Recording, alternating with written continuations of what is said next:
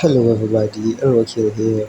I'm back again with another tutorial in Adobe XD teaching you UI design, and today I'm going to show you how I designed and animated this screen in Adobe XD using components.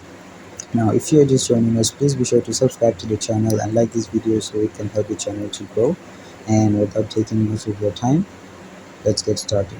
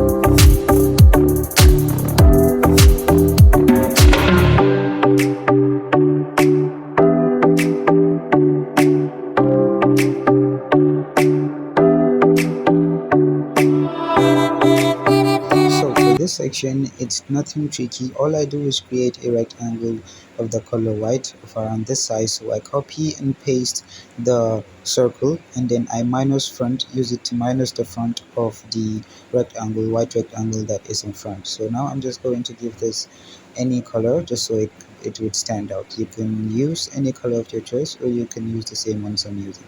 I think I'm just going to settle with the color white.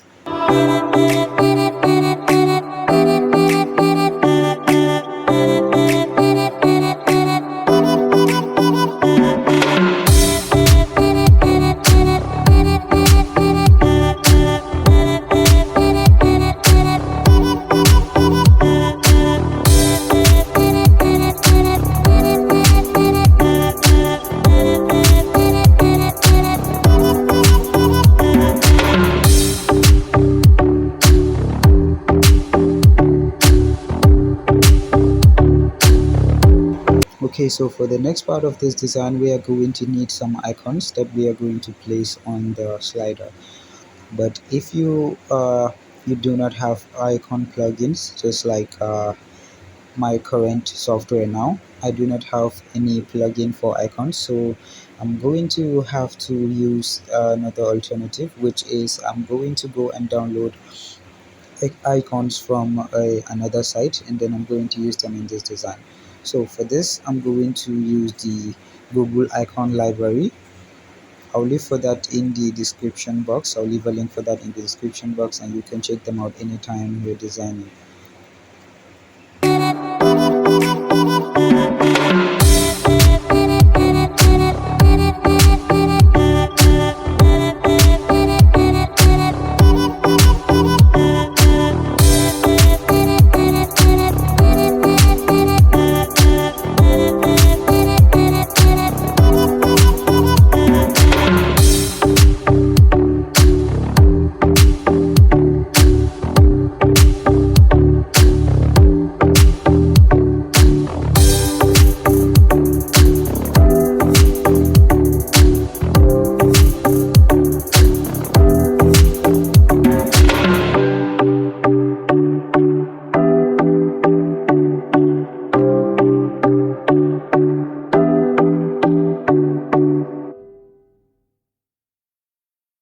These are the icons, and I'm currently looking for the ones that are going to fit in my design for the specific theme that I am designing, and then I'm going to download them.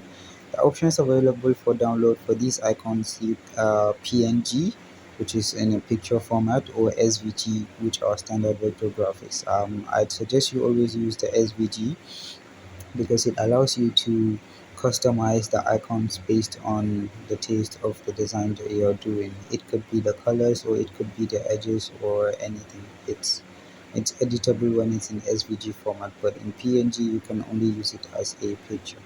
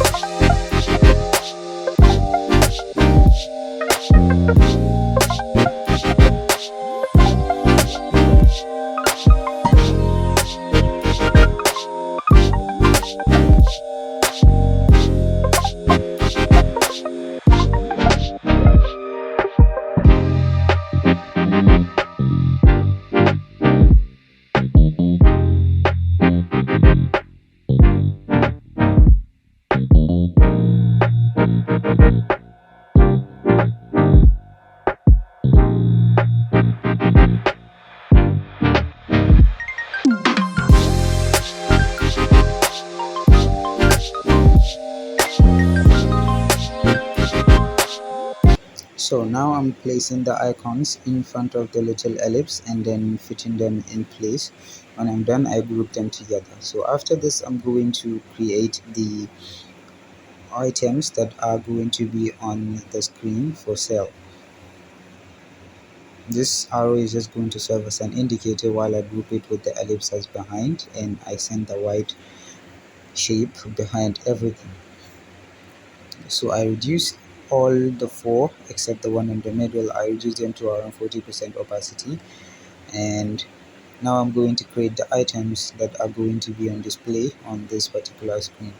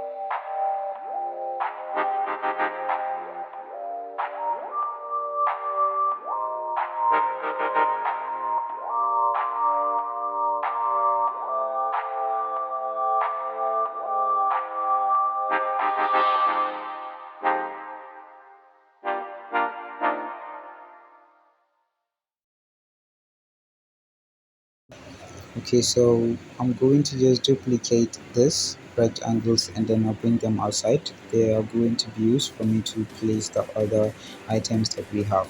This section is going to be on the second screen. When you decide to click on one of the options above, it's going to slide you or animate you onto the screen.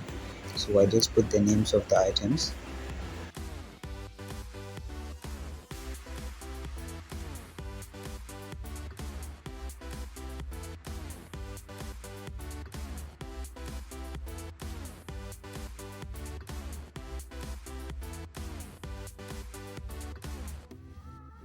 After that is done, I'm going to select everything on this page except the white background and the search icon and section and the icon above it. So I'm just going to make this a component by clicking the plus sign.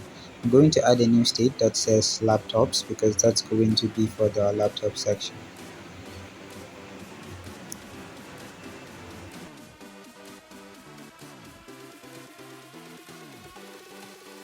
So make sure you select the laptop section, the laptop state, and then now we go into editing.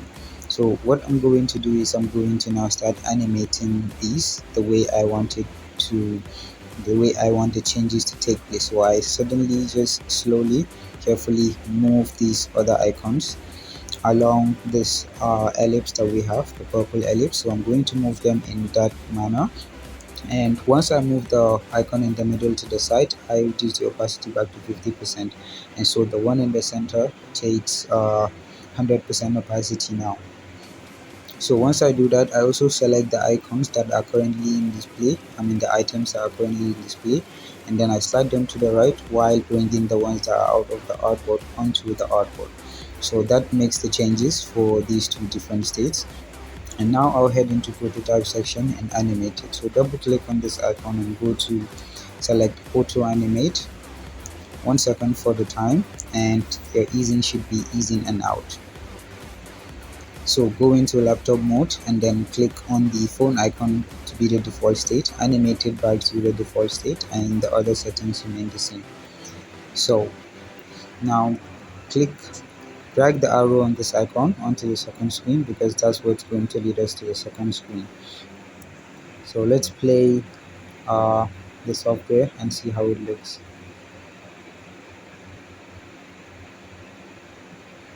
So when I click, as you can see, the changes, they animate smoothly, and the changes take place in the way that I did the movements on the artboard. So basically what you're doing is you're animating the changes over time.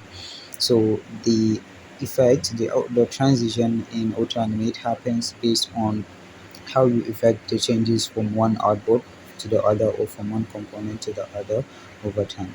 That's it for this tutorial. Please don't be sure to like this video and subscribe to my channel, and I'll see you another time. Thanks for watching.